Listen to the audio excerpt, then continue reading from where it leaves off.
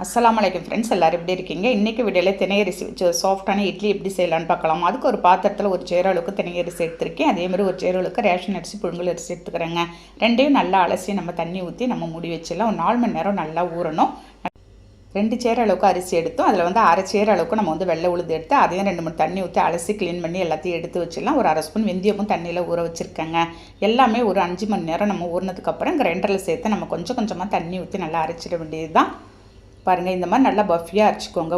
நம்ம உளுந்து ஊற வச்ச தண்ணியை கொஞ்சம் கொஞ்சமாக தெளித்து நீங்கள் வந்து அரைச்சிக்கோங்க. இப்போ வந்து உப்பு போட்டு நல்லா மாவை கலந்து வச்சு நான் நைட்டு வந்து ஒரு 7 மணிக்கு அரைச்சிட்ருக்கேன். காலையில் ஒரு 7 மணிக்கு நம்ம வந்து பார்க்கலாம்.